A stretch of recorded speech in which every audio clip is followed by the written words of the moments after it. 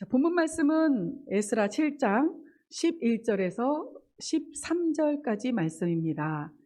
자, 다 함께 같이 읽도록 하겠습니다. 시작. 여호와의 계명의 말씀과 이스라엘에게 주신 율례의 학사인 학사 겸 제사장 에스라에게 아닥사스다 왕이 내린 조서 초본은 아래와 같으니라. 모든 왕의 왕 아닥사스다는 하늘의 하나님의 율법의 완전한 학사 겸 제사장 에스라에게 조서하노니 우리나라에 있는 이스라엘 백성과 저희 제사장들과 레위 사람들 중에 예루살렘으로 올라갈 뜻이 있는 자는 누구든지 너와 함께 갈지어다. 아멘. 자, 다음 넘겨주시면요. 오늘 말씀은 에스라와 느헤미야를 통해서 나오는 말씀을 가지고 지속되는 하나님의 구속의 역사와 하나님께서 약속하신 것을 어떻게 성취해 나가시는지를 한번 살펴보도록 하겠습니다. 그리고 이스라엘 백성이 포로로 잡혀간 그 포로기 이후에 그들이 돌아오면서 성전을 재건하고 성벽을 재건을 하는데, 재건을 통한 이스라엘 공동체의 회복을 보면서 회복되어지는 지금의 우리 모습과 비교를 해보도록 하겠습니다. 율법과 성전, 제사의 회복을 통한 이스라엘의 공동체 회복뿐 아니라 성전과 예배를 통한 지금 우리의 회복의 모습이 어떠한지도 한번 비교를 해보도록 하겠습니다. 자, 다음 넘겨주시면요. 아까 읽었던 본문 말씀 에스라 7장 11절에서 13절까지의 말씀인데요. 여기서 13절만 제가 다시 한번 읽어보도록 하겠습니다. 에스라에게 조서하노니 우리나라에 있는 이스라엘 백성과 저희 제사장들과 레위 사람들 중에 예루살렘으로 올라갈 뜻이 있는 자는 누구든지 너와 함께 갈지어다. 자, 이것은 에스라 선지자를 통해서 포로로 잡혀간 이스라엘 백성이 아닥사스다 왕의 조서에 의해서 2차 포로기에 있는 그런 상황을 설명한 겁니다. 예루살렘으로 올라갈 뜻이 있는 자는 누구든지 너와 함께 갈지어다. 자, 예루살렘으로 돌아가고 싶은 포로들은 누구든지 가라는 거예요. 자, 이들이 이렇게 갈 수 있는 것은 하나님이 이사야와 예레미야를 통해서 예언하셨던 그런 모든 약속 중에 있는 내용입니다.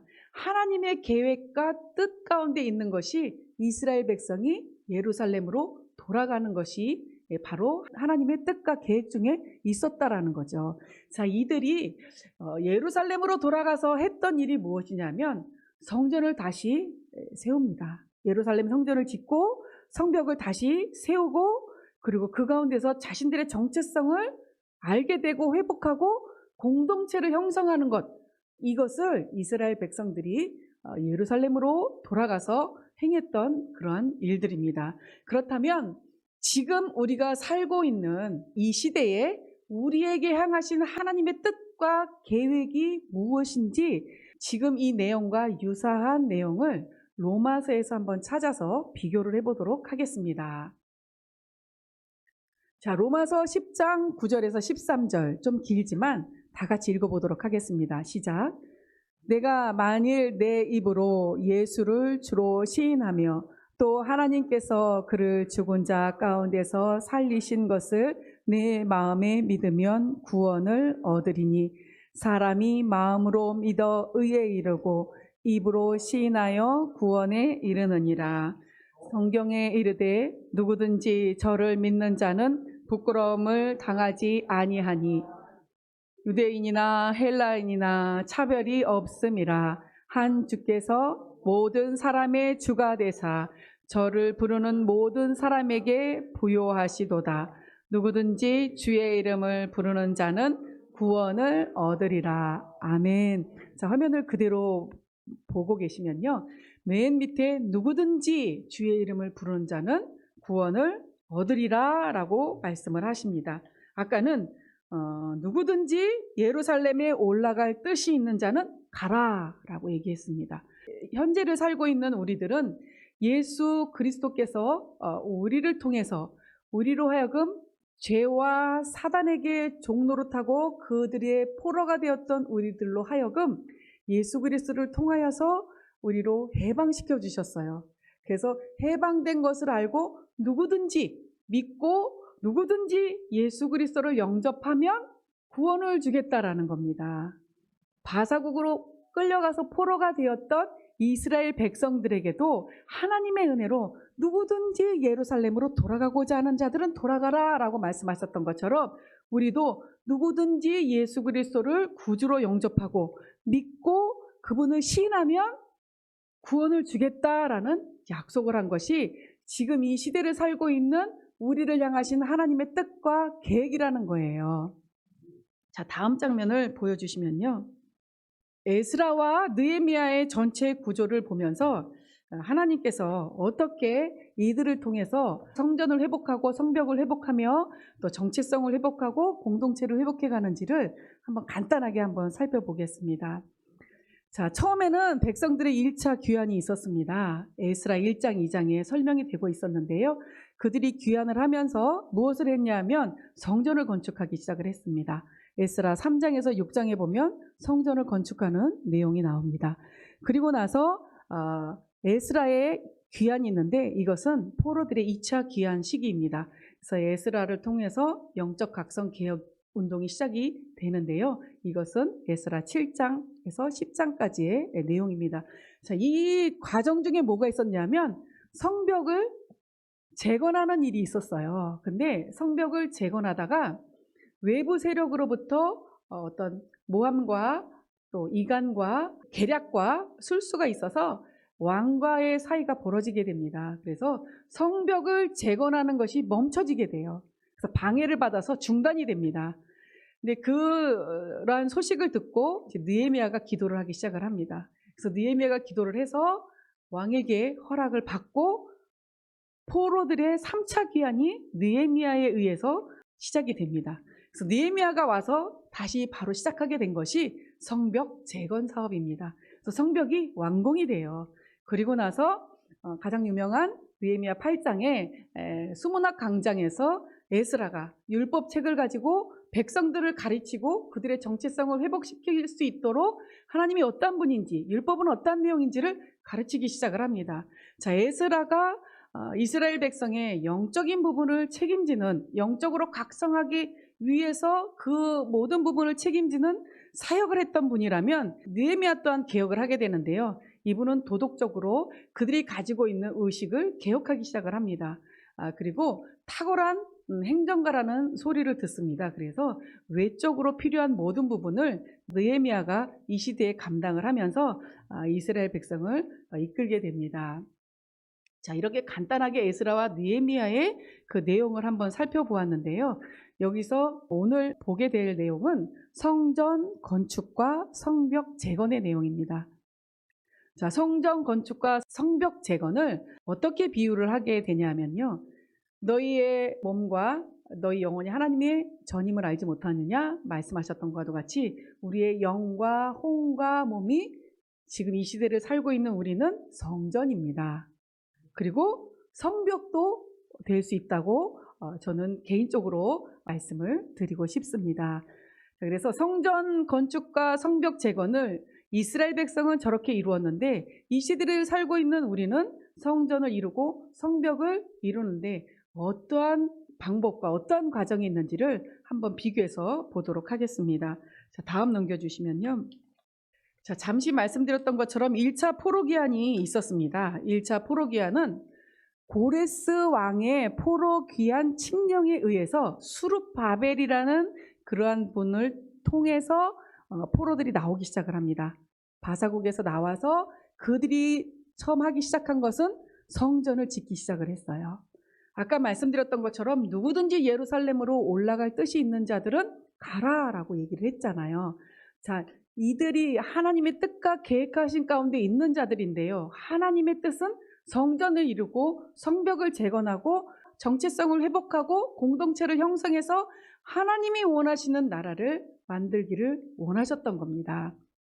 자, 그러면 제가 말씀드렸던 것처럼 성전은 우리의 영과 혼과 몸도 성전이라고 하나님께서 말씀하십니다. 옆에 고린도전서 3장 16절에서 17절 제가 읽어드리면요. 너희가 하나님의 성전인 것과 하나님의 성령이 너희 안에 거하시는 것을 알지 못하느뇨. 누구든지 하나님의 성전을 더럽히면 하나님이 그 사람을 멸하시리라. 하나님의 성전은 거룩하니 너희도 그러하니라.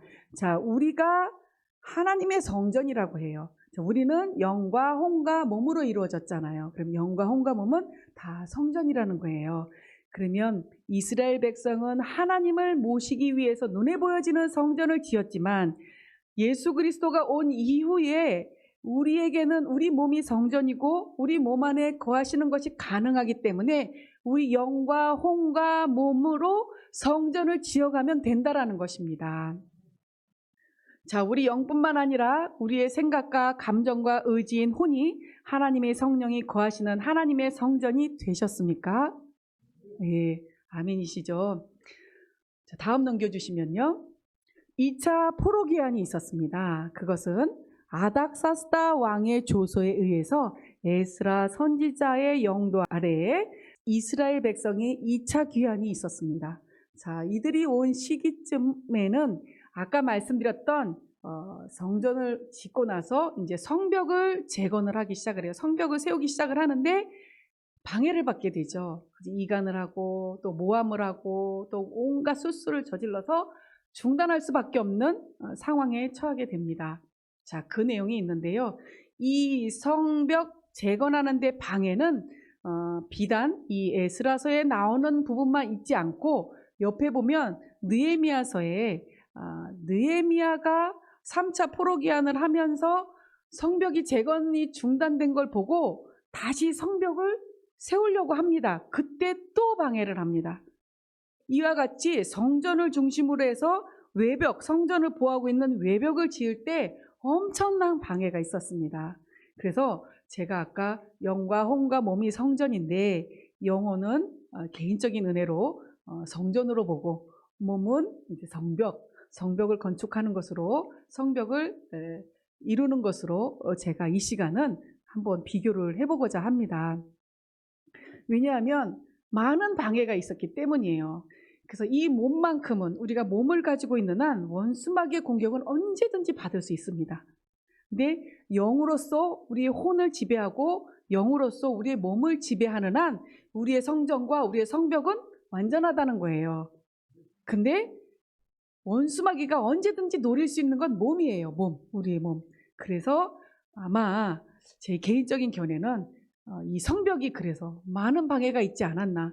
성벽이 세워져 있지 않으면 또 성벽을 파수하는 자들이 있지 않으면 성전은 언제든지 공격 대상이 됩니다. 그래서 개인적인 은혜로 그렇게 비교를 해서 오늘 살펴보도록 하겠습니다. 에스라서의 첫 번째 성벽을 재건하는 첫 번째 방해 사건 말고 느헤미야가 와서 성벽을 재건할 때에 그 성벽 재건을 방해하는 사건을 한번 살펴보도록 하겠습니다. 다음 넘겨주시면요. 느헤미야서 4장 7절 8절에 한번 다 같이 읽어보실까요? 시작. 산발락과 도비아와 아라비아 사람들과 암몬 사람들과 아스돗 사람들이 예루살렘 성이 중수되어 그 퇴락한 곳이 수보되어 간다함을 듣고 심히 분하여 다 함께 꾀하기를 예루살렘으로 가서 쳐서 요란하게 하자 하기로. 아멘. 자, 성벽을 가서 무너뜨리자 하고 하는 거예요. 주변의 세력들이. 왜냐하면 그 꼴을 못 보는 거예요. 그러니까 위협을 받는 겁니다. 예루살렘 성벽이 완전하게 지어지고 성문까지 탁 달리면 더 이상 이들이 노력하고 침략할 수 없다는 것은 너무나도 잘 알고 있기 때문에 가서 그 성벽을 치고 요란하게 하자라고 얘기를 합니다. 자, 그거에 대해서 느헤미야는 이렇게 말을 합니다. 느헤미야 4장 14절 15절인데 다 같이 읽어볼까요? 시작. 내가 돌아본 후에 일어나서 귀인들과 민장과 남은 백성에게 고하기를 너희는 저희를 두려워 말고 지극히 크시고 두려우신 주를 기억하고 너희 형제와 자녀와 아내와 집을 위하여 싸우라 하였었느니라. 우리의 대적이 자기의 뜻을 우리가 알았다함을 들으니라. 하나님이 저희의 꾀를 패하셨으므로 우리가 다 성에 돌아와서 각각 역사하였는데. 아멘. 자, 느헤미야는 하나님께 기도하고 하나님을 의지합니다. 자, 그리고 나서 백성들에게 용기를 줍니다. 자, 우리가 너희 형제와 자녀와 아내와 집을 위해서 싸우자 하면서 용기를 북돋아주고 하나님을 의뢰합니다. 자, 하나님께서 그들의 꾀를 패하심으로 외적인 방해 세력에 의해서 방해받는 것을 극복하게 됩니다. 자, 그러면서 아까 기도 제목으로 제가 말씀드렸던 그 일이 이들에게 일어나는데요. 그게 뭐냐면 이 사건 이후부터 이 백성들이 한 손에는 성벽을 재건할 도구를 들고 일을 하고, 한 손은 언제든지 적과의 싸움을 할 수 있는 무기를 들고 있었다고 합니다. 자, 우리의 모습도 이와 같이 한 손에는 믿음의 방패와 성령의 검을 가지고 언제 어느 때든지 믿음으로 승리하고 성령의 검으로 이길 수 있는 우리의 모습이 되어야 할 줄로 믿습니다. 자, 이 두 가지가 외적인 방해예요. 근데 성벽을 재건하는데 외적인 방해만 있었겠습니까? 자, 우리가 우리의 영혼 몸을 지키는데 외적인 방해만 있으십니까? 내적인 방해도 있으시잖아요. 자, 그 내적인 방해를 한번 보도록 하겠습니다. 자, 내적인 방해 해가지고 느헤미야 5장 6절에서 10절인데요. 좀 길지만 또 다 같이 읽어보도록 하겠습니다. 시작.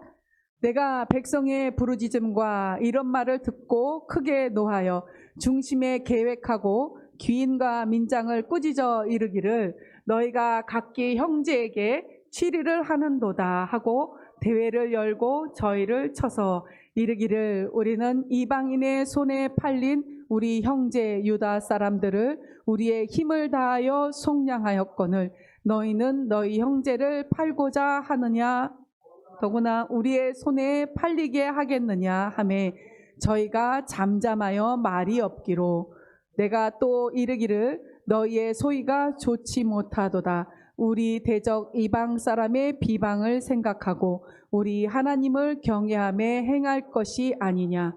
나와 내 형제와 종자들도 역시 돈과 곡식을 백성에게 취하여 주나니 우리가 그 이식 받기를 그치자. 아멘. 자, 이 내용은 뭐냐면 이스라엘 백성이 그때 당시에 가난했다고 합니다. 가난할 수밖에 없잖아요. 가난했는데 그 중에서 돈, 부와 권세를 잡은 귀족들이나 민장들 이런 자들이 있었습니다. 자, 이런 자들로부터 꾸겠죠. 돈이나 곡식을 꾸겠죠. 자, 꾸게 되면 이들이 이자를 받았다고 합니다. 같은 이스라엘 백성에게 이자를 받았다고 합니다. 자, 어떤 목사님 말씀에 의하면 이 이자의 정도가 어느 정도냐 하면 지금 시대와 비교해 보면 최고 50%, 최저 30%대의 이자라고 합니다. 자, 사채보다 더한 것 같아요. 근데 이 이자를 이 가난한 백성이 무슨 수로 갚겠습니까? 갚다 자기 자녀도 노예로 팔게 되는 거예요. 이자를 내기 위해서. 근데 그 상황 속에 어떻게 성벽을 무슨 힘으로 재건할 수 있겠습니까? 그 이자를 갚느라고 온갖 고통과 온갖 어려움을 겪고 있는데 성벽 재건에 얼만큼 도움이 될 수 있겠습니까? 자, 가만히 보니까 느헤미야가 그걸로 백성들이 고통을 받고 있는 걸 보고 찾아가서 권면을 하면서 우리가 이자 받기를 그치자, 이자 받지 말자라고 합니다. 그러면서 이런 성벽을 재건하는 데 다가오는 내적인 방해를 극복을 합니다. 자, 이렇게 외적인 내적인 방해를 극복하다 보니 어떻게 됐겠습니까? 성벽이 완공이 됐겠죠. 여기는 기록하지 않았지만 느헤미야가 성벽을 재건하는 데 힘든다는 것을 알고 느헤미야를 죽이고자 하는 그런 계략도 성경에는 나옵니다. 그러니까 이러한 많은 방해가 있었다는 겁니다. 성벽을 재건하기 위해서 우리도 우리의 성전, 우리의 영과 혼과 몸을 유지하고 때로는 보수할 때, 보수가 필요할 때 보수할 때에 많은 방해가 외적으로 내적으로 다가올 때에 이러한 말씀들을 생각하시고 또 주님을 의지하고 에스라 느헤미야는 하나님께 많은 기도를 하신 분들입니다. 금식과 기도를 하신 분들입니다. 자, 그래서 하나님의 은혜 가운데 이러한 성전을 이루고 성벽을 완공해 나아가는 자리까지 이뤘다는 거죠. 자, 다음 보여주시면요. 자, 이렇게 느헤미야가 성벽을 완공하게 되는데 느헤미야는 말씀드렸던 것처럼 아닥사스다 왕의 조서에 의해서 3차로 포로가 귀환하는 데에 그 지도자 역할을 했습니다. 그래서 와서 성벽을 완공하게 되죠.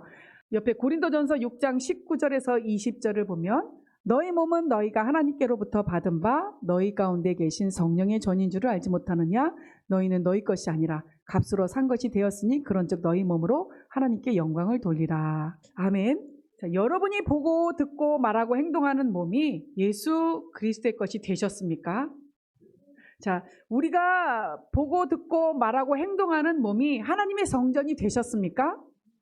자, 제가 비유하고 싶은 성벽, 보고 듣고 말하고 행동하는 몸이 하나님의 성벽이 되셨습니까?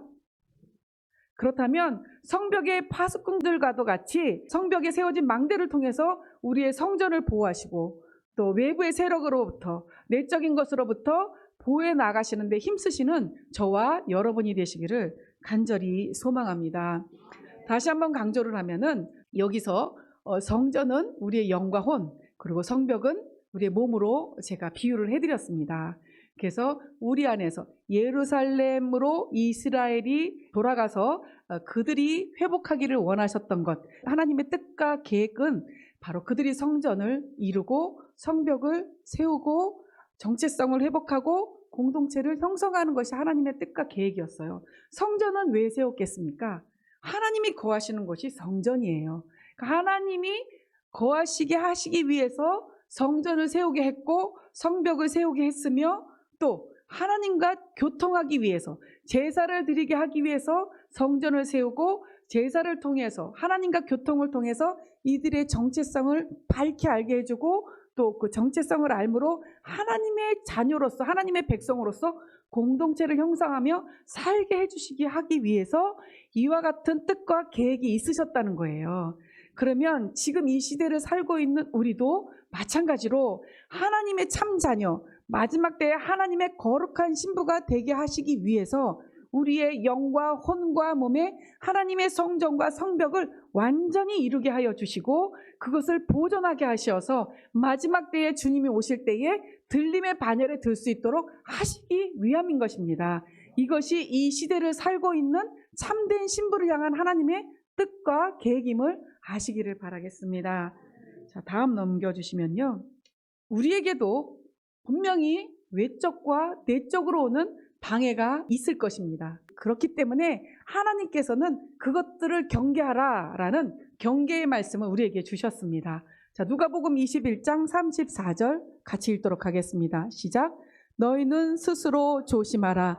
그렇지 않으면 방탕함과 술 취함과 생활의 염려로 마음이 둔하여지고 뜻밖의 그날이 덫과 같이 너희에게 임하리라. 아멘. 자, 갈라디아서 5장 21절 같이 읽겠습니다. 시작. 투기와 술 취함과 방탕함과 또 그와 같은 것들이라. 전에 너희에게 경계한 것 같이 경계하노니 이러한 일을 하는 자들은 하나님의 나라를 유업으로 받지 못할 것이요. 아멘. 자, 우리가 영과 혼과 몸에 하나님의 성전을 이루고 그것을 유지하지 못하고 그것을 보호하지 못하고 지키지 못하면 뜻밖의 그날이 우리에게 덫과 같이 임할 거라는 꼭 경계의 말씀을 주셨습니다. 그래서 하나님의 나라를 유업으로 받지 못할 것이다 라는 경계의 말씀을 주신 겁니다. 다음 넘겨주시면요. 우리에게 오는 그런 방해적인 요소의 대표적인 것들을 목사님께서 설교하신 적이 있으십니다.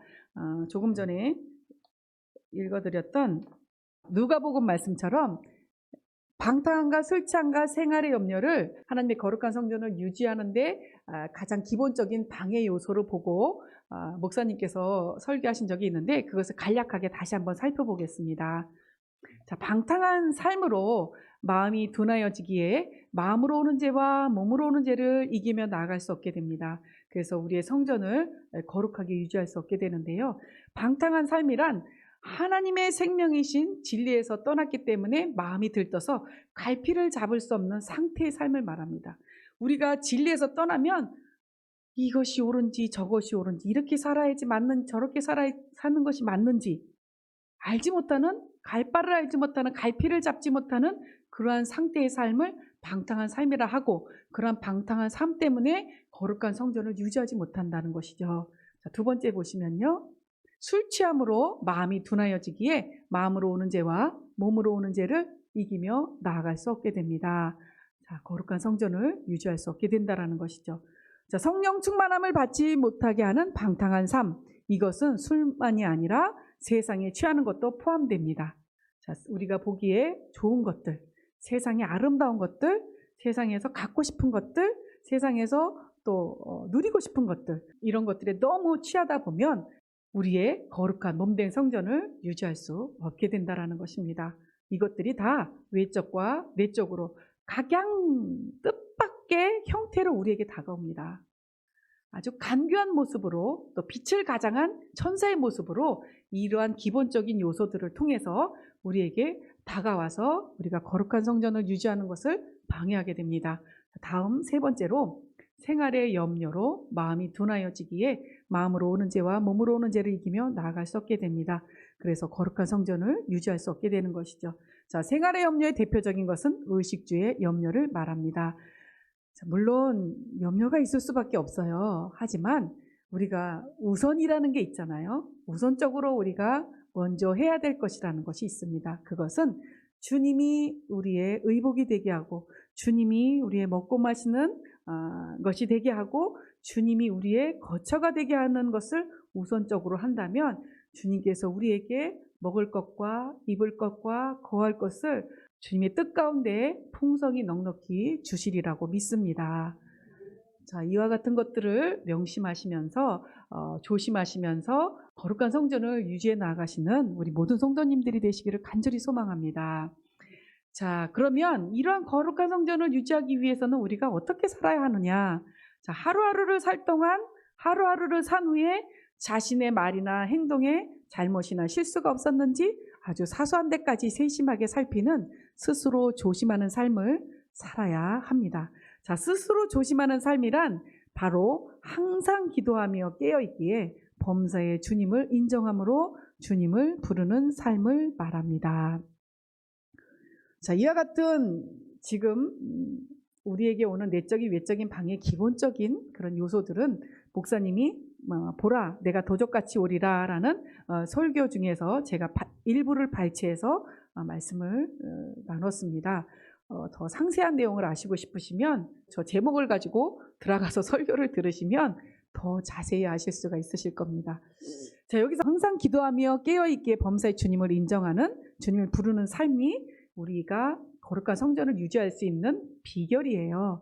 자, 이거는 아까 예문으로 삼았던 에스라와 느헤미야의 본문을 읽어보시면요, 에스라와 느헤미야도 이 사역을 감당하기 위해서 하나님 앞에 금식하며 기도하며 부르짖고 의지하며 이 삶을 늘 살았어요. 자, 이 삶을 늘 살았기 때문에 우리도 마찬가지로 항상 깨어 기도하고 감사하는 중심으로 사는 삶을 놓쳐서는 안 되는 거예요. 주님을 의지하고 부르는 삶을 놓쳐서는 안 되는 겁니다. 그래서 우리의 거룩한 성전을 유지하고 혹시 보수할 곳들이 생긴다면, 성전을 보수하고 성벽을 보수해야 될 우리 영과 혼과 몸에 그런 부분들이 생긴다면 하나님을 의지함으로 기도하고 금식함으로 하나님이 인도하신 가운데 보수해 나가시면 되는 거예요. 자, 다음 넘겨주시면요. 성전 건축과 성벽 재건을 이루고 그 안에 머물라 라고 제가 대표적인 문구를 적어봤는데요. 이것은 성령 세례와 성령의 충만함을 받으셨습니까? 그러면 성령 충만함을 유지하십시오 라는 뜻으로 보시면 되겠습니다. 자, 히브리서 10장 14절 다 같이 한번 읽어보도록 하겠습니다. 시작.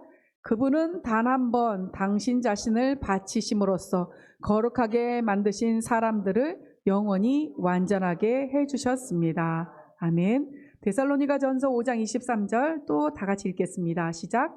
평강의 하나님이 친히 너희로 온전히 거룩하게 하시고 너희 온 영과 혼과 몸이 우리 주 예수 그리스도 강림하실 때에 흠없게 보존되기를 원하노라. 아멘. 자, 우리의 성전 완공과 성벽 재건은 우리가 이룬 것이 아니에요. 물론 구약시대의 에스라 느헤미야 시대에 이루어졌던 성전과 성벽의 완공은 보여지는 것이기 때문에 하나님의 은혜로 그들의 손에 의해서 지어진 거지만, 예수님이 온 다음부터는 하나님께서 우리 안에서 그것을 이루어 놓으셨다는 사실을 믿을 때에 실제가 되어지는 것이거든요. 그래서 그것을 믿고 묻고 나아가고 그것을 보존해 나아가는 수고만 하면 되시는 거예요. 그래서 그 말씀을 지금 같이 살펴본 내용입니다. 자, 다음 넘겨주시면요. 야고보서 2장 5절에 보면 제가 읽어드릴게요. 나의 사랑하는 형제들아 들으라. 하나님께서는 이 세상의 가난한 자들을 택하시어 믿음 안에서 부유하게 하시고 자기를 사랑하는 자들에게 약속하신 그 왕국의 상속자들로 삼으신 것이 아니냐. 아멘. 자, 우리가 성령 세례와 성령의 충만함을 받아 성령 충만함 가운데 머물고 늘 그것을 유지하기 위해서는 아까 스스로 조심하는 삶을 사셔야 된다라고 말씀을 드렸잖아요. 자, 스스로 조심하는 삶을 살고 범사의 주님을 의지하고 인정하고 깨어있는 그런 삶을 살아야 되는데, 그러한 깨어있는 삶을 살기 위해서는 말씀에 순종하는 삶, 주님께 기도하는 삶이 가장 기본적인 삶입니다. 그래서 말씀에 순종하고 나아가는 삶은 하나님을 사랑하는 자만이 그 삶을 살 수가 있어요. 자, 이렇듯이 지금 말씀하신 자기를 사랑하는 자들, 말씀에 순종하고 말씀 안에 거하는 자들에게 하나님이 어떻게 해주시겠다? 왕국의 상속자들로 삼으시겠다. 자, 하나님이 어떻게 하시겠다? 옆에 구절을 제가 읽어드릴게요. 이방인들의 복음을 통하여 그리스도 예수 안에서 유대인과 함께 상속자가 되고 그들과 한 지체가 되고 그들과 함께 하나님이 약속하신 것, 바로 천년왕국을 유업으로 받게 되는 것입니다. 자, 상속자, 곧 천년왕국을 너에게 주겠다라고 약속을 하시는 것입니다.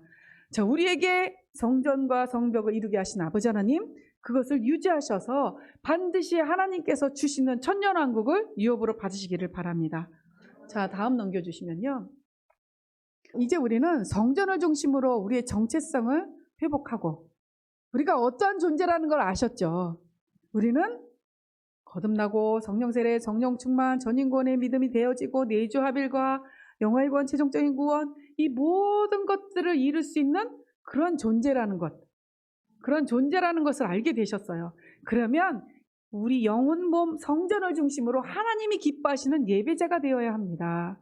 자, 이 예배자는 하루 동안에 항상 기뻐하는 번제를, 하루 동안에 쉬지 말고 기도하는 소제를, 하루 동안에 범사에 감사하는 화목제를, 하루 동안에 마음으로 오는 죄를 이기는 속죄제를, 하루 동안에 몸으로 오는 죄를 이기는 속건제를 드리는 제사장이 되셔야 합니다. 자, 성전에는 제사장이 필요합니다.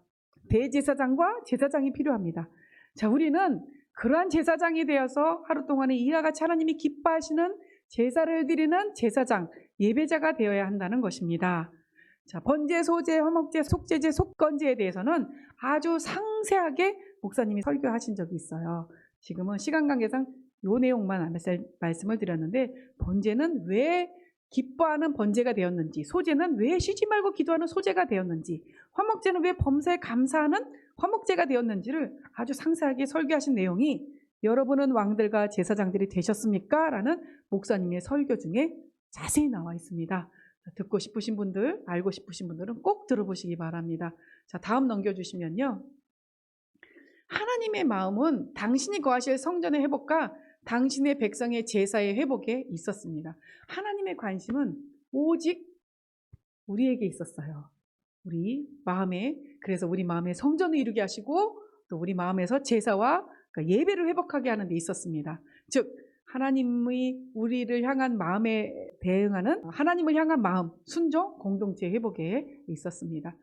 자, 이 내용을 에스라 7장 27절에서 28절까지 내용을 보면 하나님의 마음이 빨간 글씨만 읽어드릴게요. 예루살렘 여호와의 전을 아름답게 할 뜻을 두시고 계셨다는 거예요.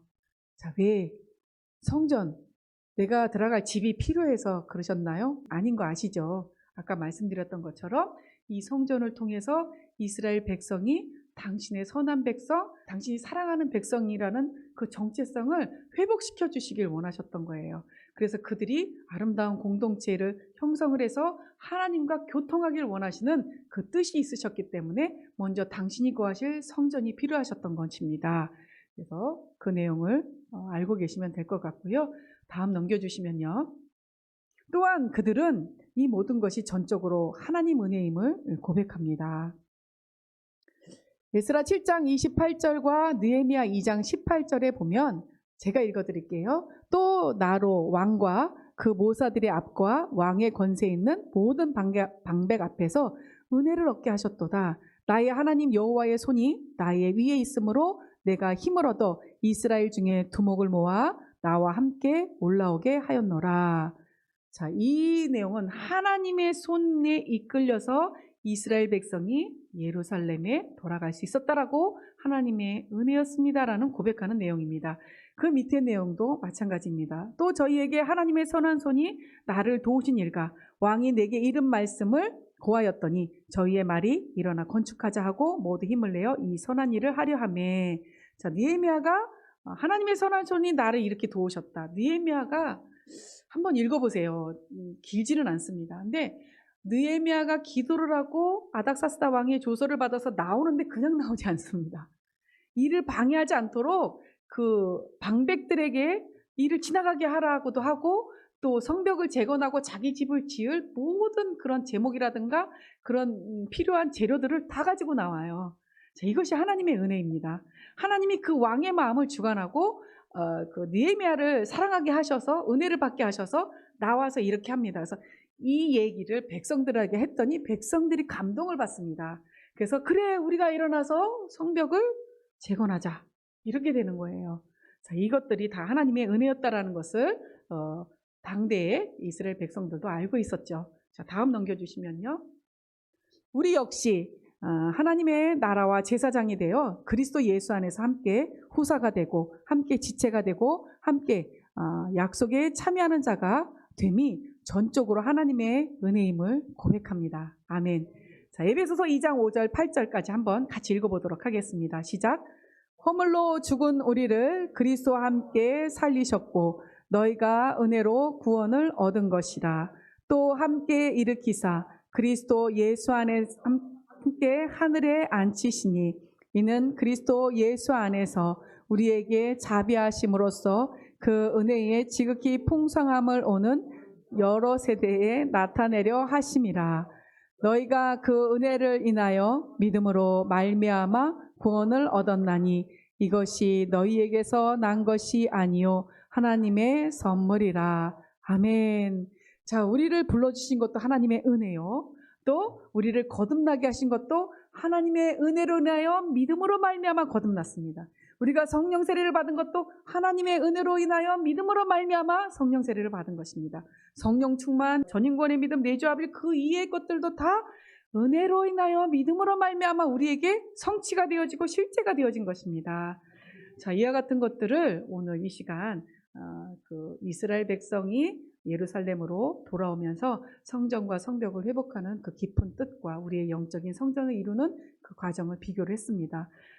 물론 이러한 하나님의 놀라운 은혜가 있었음에도 불구하고 느헤미야 끝장에 보면 백성들이 다시 해이해져요. 그래서 주일을 안식일을 지키지 못하고 성전을 더럽히고 또다시 이런 일들이 반복이 되어집니다.